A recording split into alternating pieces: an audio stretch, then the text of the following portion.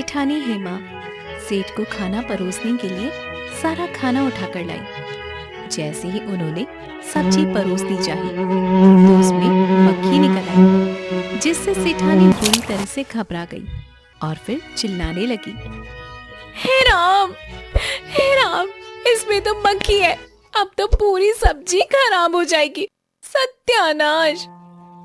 अरे बनी रहने दो मक्खी, भला इस मक्खी से सब्जी क्यों खराब होगी। यह कहकर सेठ ने मक्खी को बाहर निकाल दिया और सब्जी खाने लगे, जिसे देखकर सेठानी काफी ज्यादा हैरान हुई और फिर बोली, हे भगवान, पता नहीं आप कैसे हैं, सब्जी में मक्खी गिर गई है और आप उसी को खा रहे हैं। तुम भी यही खाओ, हम लोग इतने अमीर नहीं हैं जो दूसरी सब्जी बनाएंगे। मैं नहीं खाने वाली, मेरे लिए दूसरी सब्जी लेकर आओ। वैसे भी तोरई लौकी खाकर मैं बहुत ही ज्यादा थक गई हूँ, मेरे लिए कुछ अच्छी सी सब्जी लेकर आओ, जब देखो तब कंजूसी करते रहते हो। अरे मैं कंजूसी नहीं करता, बल्कि बचत करता हूँ। हाँ, वो तो पता ही है कि कितनी बचत करते हो, मुझे कुछ नहीं पता क्या। यह सुनकर सेठ ने खाना खाया और वह सब्जी लेने के लिए बाजार चला गया, क्योंकि उसे पता था अगर वह सब्जी लेने नहीं गया तो उसकी पत्नी हेमा काफी ज्यादा परेशान होगी। वहीं सेठ के जाने के बाद सेठानी ने अपने आप से कहा, हे भगवान, मेरे तो कर्म ही फूट गए हैं, कितना कंजूस आदमी मिला है, इतना कंजूस तो मैंने कोई भी नहीं देखा। पता नहीं मेरी जिंदगी कैसे गुजरेगी इस आदमी के साथ, मेरी तो किस्मत ही फूट गई है। वहीं दूसरी तरफ सेठ बाजार में पहुंच गया, जहां पर ताजी सब्जियां बिक रही थी। उन्हें देखकर उसने सब्जी वाले से कहा, अरे भैया, ये करेले कैसे दिए हैं। करेले 100 रुपए किलो हैं। क्या 100 रुपए किलो? पर ये तो कड़वे होते हैं, फिर भी इतने महंगे। तो क्या हुआ सेठ जी, करेले तो महंगे ही होते हैं। नहीं, मुझे करेले नहीं चाहिए। ऐसा करो, गोभी बताओ कितने रुपए किलो है। गोभी 50 रुपए किलो है। क्या 50 रुपए किलो? हे भगवान, कितनी महंगी सब्जी बेच रहे हो। तुम्हें कौन सा इसे बनाना होता है, खेत से उठाकर ले आते हो। हाँ, सही कह रहे हो सेठ जी। अब ऐसा करिए, आप भी खेत से ही उठाकर लाइए, मेरे पास आपको देने के लिए सब्जी नहीं है।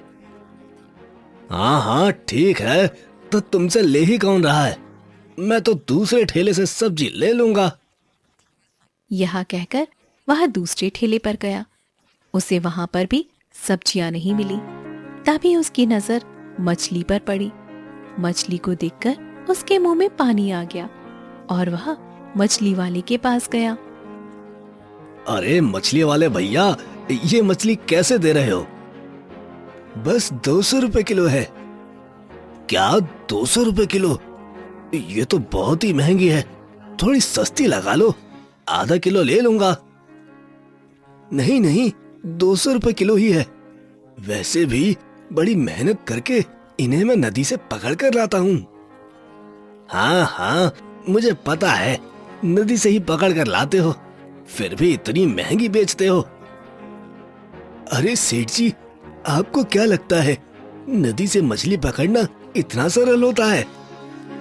यह सुनकर सेठ ने मच्छी वाले से कहा, हाँ, मुझे मत बताओ, मुझे भी पता है मछली पकड़ना बहुत ही सरल है। जाल फेंका और मछली आ गई।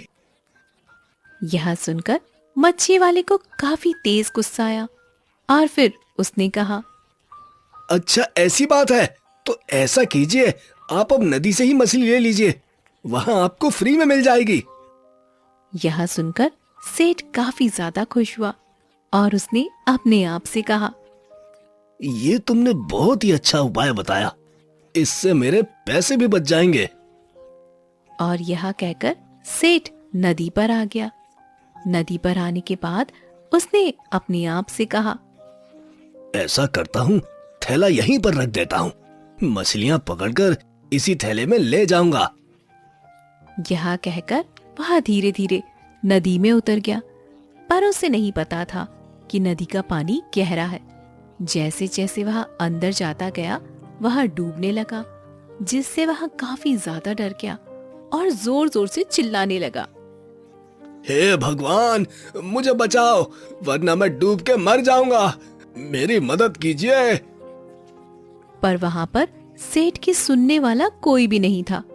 तभी फिर सेठ ने कहा, हे भगवान, मैं आपको 10 किलो लड्डू चढ़ाऊंगा, मुझे बाहर निकाल लीजिए।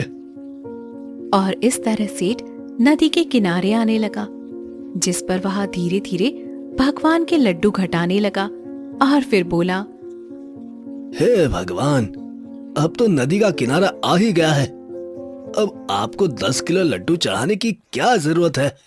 बस एक ब्राह्मण को भोजन करा दूंगा, वही बहुत है। यह कहकर सेठ वहां से बाहर आ गया और बिना कुछ लिए ही घर पर आ गया। जब सेठानी ने देखा सेठ कुछ भी नहीं लाया तो वो काफी ज्यादा गुस्सा हुई और बोली, ये कपड़े कहां से गीले कर लिए? एक तो कुछ भी नहीं लाए, ऊपर से पूरा घर गंदा कर दिया। अरे तुम्हें घर की पड़ी है, आज मैं मरते मरते बचा हूँ। क्यों? क्या हो गया आपको? इसके बाद सेठ ने सेठानी को सारी बात बताई और फिर उससे कहा, मैंने भगवान से कहा है कि मैं एक ब्राह्मण को भोजन खिलाऊंगा। अच्छा, ऐसी बात है। ठीक है, तो कल सुबह आप ब्राह्मण को लेने चले जाना, मैं खाना बना दूंगी। हाँ हाँ, पर खाना थोड़ा ही बनाना, क्योंकि मैं ऐसा ब्राह्मण लाऊंगा जो बहुत ही थोड़ा खाना खाता हो। यह सुनकर सेठानी काफी ज्यादा हैरान हुई और उन्होंने अपने मन में कहा, हे भगवान, ये आदमी कभी भी सुधरने वाला नहीं है। वहीं दूसरी तरफ सेठ गांव में निकल गया। उसने बहुत सारे ब्राह्मणों से पूछा, पर कोई भी कम भोजन नहीं खाता था। तभी उसने एक घर का दरवाजा खटखटाया और एक ब्राह्मण निकलकर बाहर आया। ब्राह्मण को देखकर सेठ काफी ज्यादा खुश हुआ, क्योंकि ब्राह्मण देखने में बहुत ही दुबला पतला था। इस पर सेठ ने कहा, अरे ब्राह्मण, आप हमारे यहाँ भोजन पर चलोगे क्या? हाँ हाँ, क्यों नहीं, वैसे भी मैं खा ही क्या पाता हूँ। ये तो बहुत ही अच्छी बात है। तो ऐसा करना, आप दोपहर में आ जाना। ठीक है, मैं आपके घर दोपहर में आ जाऊंगा। यह सुनकर सेठ वहां से चला गया। घर आने के बाद सेठ ने अपनी पत्नी से कहा, सुनो, एक ब्राह्मण आएगा, उसे भोजन करा देना, मुझे कुछ काम है, मैं दोपहर तक आ जाऊंगा। ठीक है, पर आप जल्दी आ जाना, क्योंकि अगर ब्राह्मण आ गया तो मैं उसे भोजन करा कर भेज दूंगी। ठीक है ना जी? हाँ हाँ, तुम भोजन कराकर भेज देना, वैसे भी वो ज्यादा नहीं खाएगा। यह कहकर सेठ वहां से चला गया। 12 बजे ब्राह्मण सेठ के घर आया। ब्राह्मण को देखकर सेठानी ने कहा, अरे ब्राह्मण देव, आप तो जल्दी आ गए। मेरे पति ने तो दोपहर में बताया था। हाँ हाँ, बताया तो था, पर मुझे दूसरी जगह भी जाना है, इसलिए आ गया। वैसे भी इस घर में मुझे बड़े दिनों के बाद आने को मिला है। मैं कुछ समझी नहीं, बहुत दिनों बाद? क्या आप पहले भी इस घर में आया करते थे? हाँ हाँ, जब तुम्हारे सास ससुर जिंदा थे तब। वो बहुत ही ज्ञानी और दानी आत्माएं थी। वो लोग हमेशा दान पुण्य किया करते थे। हाँ, ये तो आपने ठीक कहा, पर जब से उन लोगों का स्वर्गवास हुआ है, मेरे पति तो कुछ करने ही नहीं देते हैं। आप चिंता क्यों कर रही हैं? जो जैसा करता है वो वैसा ही भरता है। हाँ हाँ हाँ, ये तो आपने ठीक कहा। चलिए बैठिए, मैं आपको भोजन करा देती हूँ। इसके बाद सेठानी ने ब्राह्मण को खूब सारा भोजन परोसा। इस पर ब्राह्मण ने खूब भोजन खाया और फिर कहा, अच्छा, तो अब मैं चलता हूँ। नहीं नहीं, आप खाली हाथ नहीं जा सकते हैं। रुकिए, मैं आपको दान दक्षिणा देती हूँ। यह कहकर सेठानी ने ब्राह्मण को बहुत सारी दान दक्षिणा दी, क्योंकि वह अपनी सास के कदमों पर चलना चाहती थी, जिसे देखकर ब्राह्मण काफी ज्यादा खुश हुआ। इसके बाद ब्राह्मण वहां से चला गया। तभी वहां पर सेठ आ गया। सेठ ने अपनी पत्नी से कहा, ब्राह्मण अभी तक आया नहीं क्या? अजी, ब्राह्मण तो आकर चले गए और उन्होंने भोजन भी अच्छी तरह से कर लिया। अरे, ये तो बहुत ही अच्छी बात है। वैसे तुमने दक्षिणा में क्या दिया? मैंने उन्हें दक्षिणा में खूब पैसे और खूब सारा राशन भी दे दिया। हे पागल औरत, ये तूने क्या किया? तुझे इतना सब देने की क्या जरूरत थी?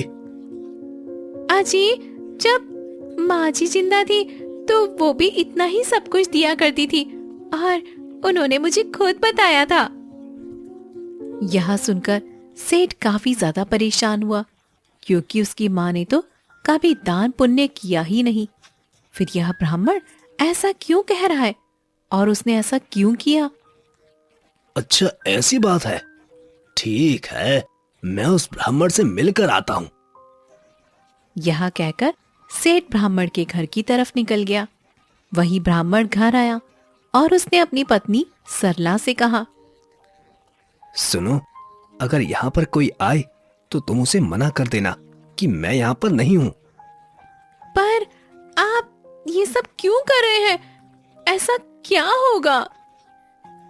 इस पर ब्राह्मण ने अपनी पत्नी को सारी बात बताई, जिसे सुनकर उसने कहा, ठीक है, आप चिंता मत करिए। तभी सेठ ने दरवाजा खटखटाया, जिस पर ब्राह्मण अपने घर के पिछले दरवाजे से निकल गया। ब्राह्मण की पत्नी ने दरवाजा खोला और उसने कहा, बताइए, आप यहाँ पर क्या करने आए हैं? तुम्हारा पति कहाँ है? मुझे उससे मिलना है। यह सुनकर ब्राह्मण की पत्नी जोर जोर से रोने लगी और फिर बोली, हे भगवान, ये आपने किसका नाम ले लिया? क्यों, क्या हो गया? आप रो क्यों रही है? उनका तो स्वर्गवास हो गया है कुछ दिनों पहले और आपने मुझे उन्हीं की याद दिला दी।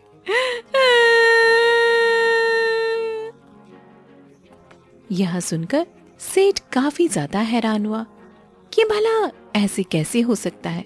आज तो वह उनके घर पर भोजन ही करके आया।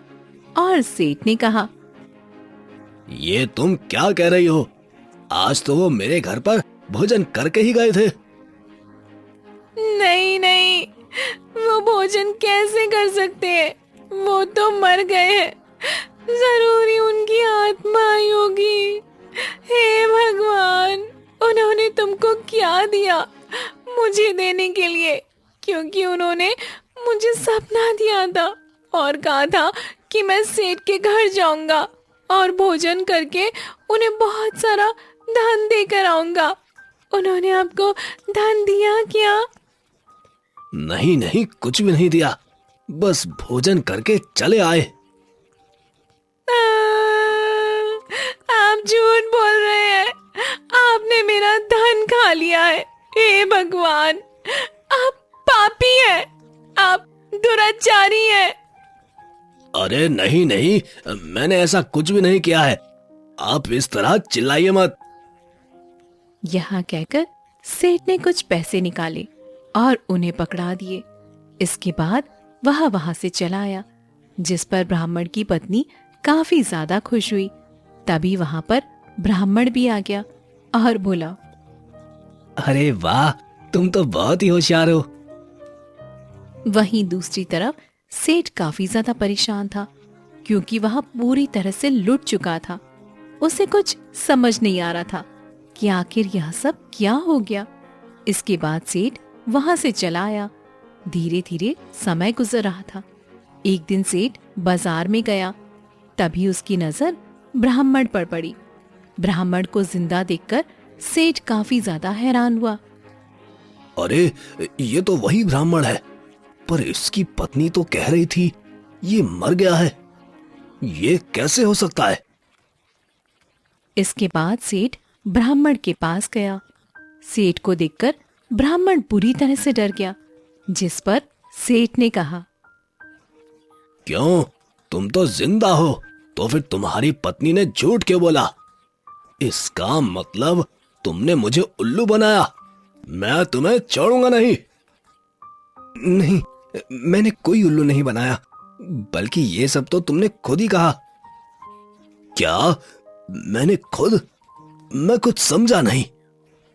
इस पर ब्राह्मण ने कहा, जब उस दिन तुम नदी में गिर गए थे तो भगवान से कह रहे थे 10 किलो लड्डू चढ़ाऊंगा, फिर 5 किलो लड्डू चढ़ाऊंगा, और धीरे धीरे करके एक ब्राह्मण कर दिया। अगर ये बात मैंने गांव वालों को बता दी कि तुम भगवान को भी कंजूसी दिखाते हो, तो गांव वाले क्या कहेंगे? यह सुनकर सेठ चुप हो गया, क्योंकि उसे नहीं पता था कि ब्राह्मण वहीं खड़ा था।